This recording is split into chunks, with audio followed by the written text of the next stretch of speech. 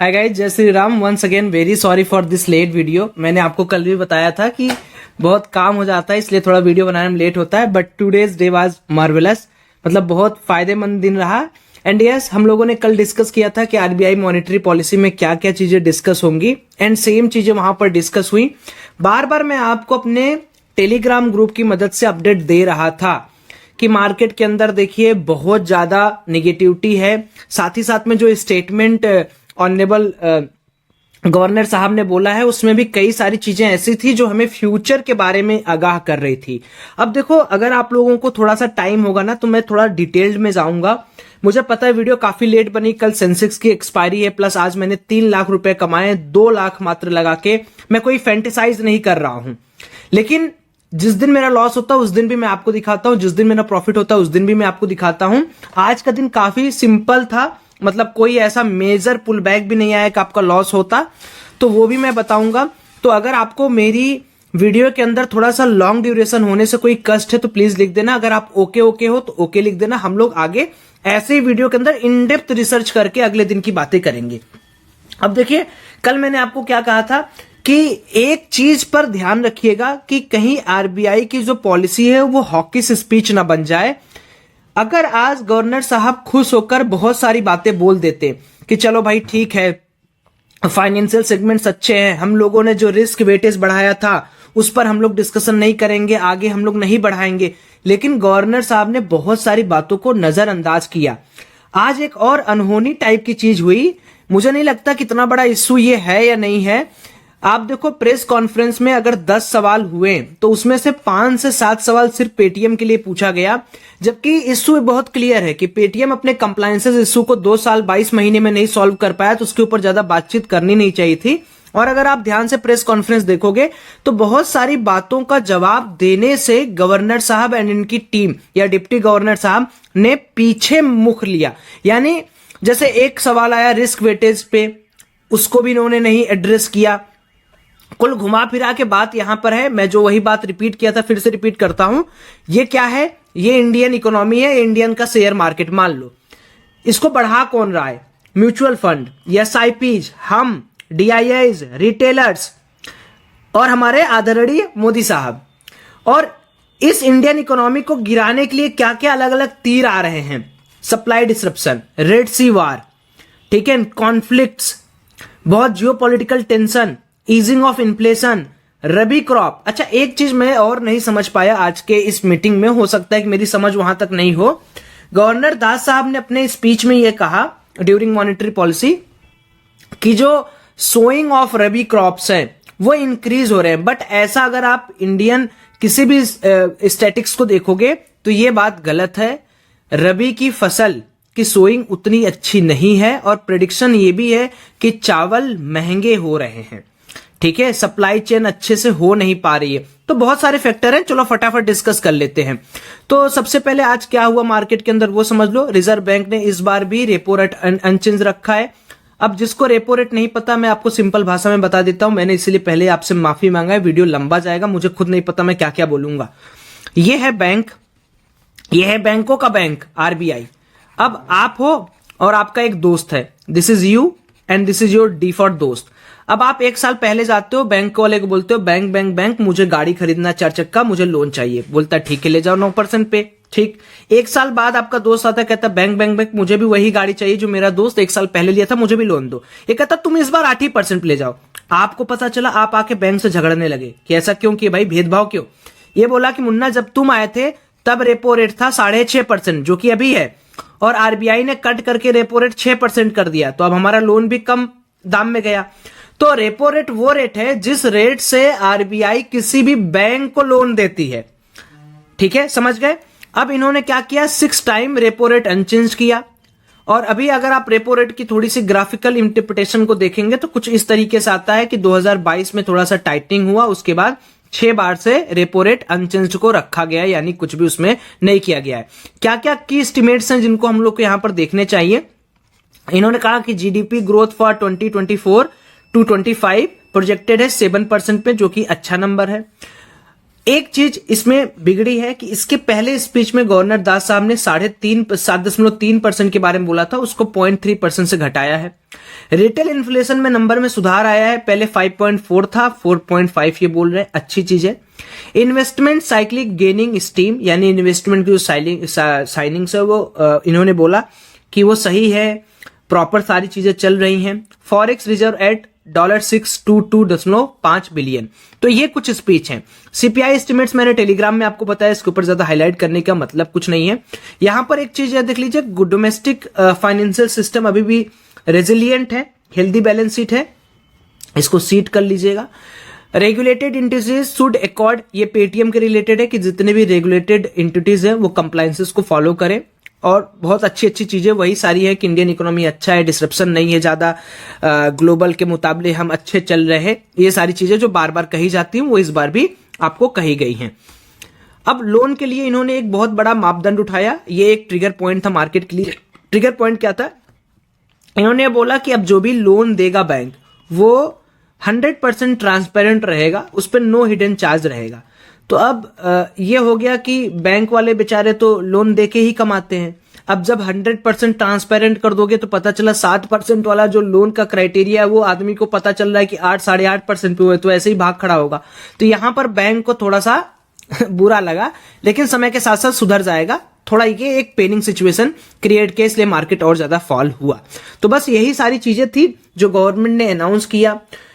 Government ने बहुत सारी चीजों से बचाव किया, रिस्क वेटेज, सीआरआर, बहुत सारी चीजों, एक्सेस लिक्विडिटी, और एक इन्होंने टर्म लाया कि हम कुछ पैसा इकट्ठा करके रखेंगे, जब हमें लगेगा तब हम फ्यूज करेंगे। तो ऐसी बहुत सारी चीजें मार्केट के अंदर इन्होंने बताया, जिससे सारा का सारा काम आपने आज देखा कि मार्केट किस तरीके से इसको लिया। मार्केट का गिरने का सबसे बड़ा रीजन क्या है? पहला रीजन यह है कि सबको लग रहा था कि रेपो रेट के अंदर थोड़ा सा बदलाव आना चाहिए, रेपो रेट अनचेंज हुआ। दूसरी जो सबसे इंपॉर्टेंट चीज है, गवर्नर साहब ने प्रेस कॉन्फ्रेंस टाइम में बोला कि हम अभी कुछ भी एश्योर नहीं कर सकते कि रेट कब चेंज होगा। हालांकि मैंने कभी गवर्नर साहब को इतना ज्यादा बायस्ड होते हुए नहीं देखा है, लेकिन आज वो थोड़े से गुस्सा भी हो गए थे रिगार्डिंग पेटीएम के बारे में। बहुत सारे लोग बार बार पूछ रहे थे। उन्होंने कहा कि हम एक FAQs लाएंगे 1 हफ्ते के अंदर, जहां पर हम सारे कंप्लायंसेस, सारे रूल रेगुलेशन डाल के रखेंगे। तीसरी चीज, अभी भी इनको लगता है कि फ्यूचर के अंदर थोड़ा सा डेट जो है वो इश्यू क्रिएट कर सकता है, ऐसा सर ने कहा है। तो इन सभी पैरामीटर्स को देखते हुए बैंक बेचारा धराशायी हो गया। अब इसका इफेक्ट क्या होगा कल के ट्रेडिंग आवर पे, उसको समझने से पहले हम समझते हैं आज का ट्रेडिंग कैसा गया। तो ये भैया वो टेलीग्राम चैनल जहां पर आपको हमेशा एजुकेट किया जाता है। अगर आप नहीं ज्वाइन किए हैं तो फटाफट ज्वाइन कर लीजिए, और अगर आपके पास कोई अकाउंट नहीं है, आप सीखना चाहते हैं, तो लिंक सारे डिस्क्रिप्शन बॉक्स में दिए गए हैं। आप अकाउंट ओपन करें, डीमैट में पहला ट्रेड करें और स्टार्ट करें सीखना और समझना। हमने आपको ग्लोबल मार्केट्स अपडेट कराया, सुबह हमने एक कॉल के अंदर ट्रेड बनाया, उसको मैंने यहां पर भेजा, उसके बाद आरबीआई की पॉलिसी अप टू डेट आपको दिया। लास्ट में आते आते आप देखोगे हमारी क्लोजिंग कहां पर हुई। हमारी क्लोजिंग हुई 3:31 पे, और 3,34,000 रुपए के हमने क्लोजिंग किया, जो कि बहुत बड़ा नंबर है। जितना फंड डिप्लॉय था उसका ज्यादा है। और कुछ रिव्यू मुझे मिले, बहुत अच्छे मुझे लगे कि फर्स्ट टाइम इतना प्रॉफिट हुआ। सौरभ भैया कल वाला आपका वीडियो देखा था, थैंक यू सो मच। तो जब आप वीडियोस देखते हैं, जो प्रिडिक्शन मैं देता हूं वो प्रिडिक्शन वही होते हैं जिस पर मैं एक्ट करता हूं। मेरा ये हिसाब किताब है कि मैं आपको एडुकेट कर रहा हूं, आप केवल वीडियो देखो, आपका पैसा बनेगा, इतना मैं कह सकता हूं। देर से बनेगा, थोड़ा लर्निंग लेके बनेगा, लेकिन बनेगा। अब चलो पहले बैंक निफ्टी के ऊपर नजर डालेंगे, फिर सेंसेक्स के ऊपर नजर डालेंगे। कल एक्सपायरी है तो कल के ऊपर डिस्कशन करेंगे। तो अब यहां पर आपको एक चीज समझ में आ रही होगी, मैं तो बहुत छोटा टारगेट आपको बोला था, है ना, आपको याद होगा, मैं तो बहुत छोटा टारगेट आपको बोला था। यहां पर तो मार्केट ने टारगेट पे टारगेट दे रखा है। आप देखो मार्केट 45,012 के आसपास आके रुक गया है। अब यहां पर मार्केट के अंदर एक सबसे इंपॉर्टेंट चीज है कि this is the whole trap zone. ठीक है, why I am saying trap zone, because this is the level जहां पर सेलर्स के पास अच्छा हैंड है और बायर्स के पास एग्रेसिव हैंड है। इसको समझने की कोशिश करिए। इसको हम बोल रहे हैं कि बायर के पास एग्रेसिव जोन है। कैसे? ना, बायर पगला के पैसा डालेंगे कि अब 45,000 का लेवल है, हम इसको डिफेंड करेंगे, हम इसको टूटने नहीं देंगे, और सेलर्स के पास अच्छा खासा मौका है। तो कैसे ट्रैप करेगा सेलर, वो समझो। हो सकता है कल के दिन 45,000 के ऊपर मार्केट थोड़ी देर चले, 45,200, 345, 120। सेलर्स जो यहां से शॉर्ट किए, यहां से शॉर्ट किए, यहां से शॉर्ट किए, यहां, वो तो मजा लेंगे आपका, वो तो चाहेंगे आप ऊपर दबाओ और फिर हम मार्केट को गिराएंगे, आप ऊपर दबाओ फिर हम मार्केट को गिराएंगे। तो मेरा क्या मानना है कि हमें कल के दिन जो ट्रेडिंग करनी है वो इस हिसाब से करनी है कि अगर मार्केट के अंदर, मैं सिंपल सेटअप आपको देता हूं कैसे ट्रेडिंग करनी है। हमें अभी जब तक मार्केट 46,060 के ऊपर सस्टेन नहीं होता है, हमें हर बाउंस को यहां पर एज अ सेल की तरह यूज करना है। अब बहुत सारे लोग इसको सुनते ही सोचेंगे कि सौरभ भाई तुम निगेटिव हो।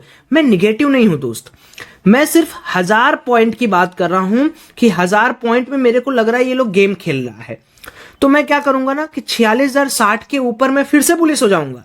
लेकिन तब तक मुझे बियरिश होना है। लेकिन मैं बियरिश कैसा हूं, प्लीज सुन लेना ध्यान से मेरी बात। मैं स्कैल्प बेस पे बियरिश हूं, स्कैल्पिंग बेस पे बियरिश हूं, मैं कोई टारगेटेड बेस पे बियरिश नहीं हूं।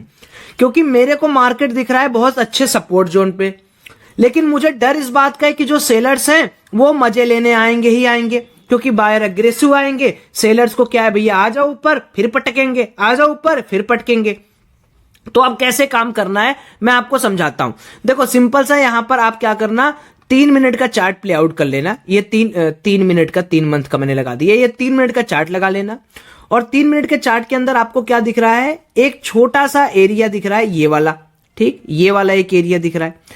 तो अगर मार्केट के अंदर मान लो कल के दिन फ्लैट ओपनिंग हो, गैप डाउन ओपनिंग हो या पॉजिटिव ओपनिंग हो, तो सबसे पहले तो आपको जो अपना स्टॉप लॉस प्लेस करना है 45,519 के आसपास, यानी 45,519 के नीचे आपको क्या करना है, प्लान करना है सेल का, प्लान करके रखना है सेलिंग का।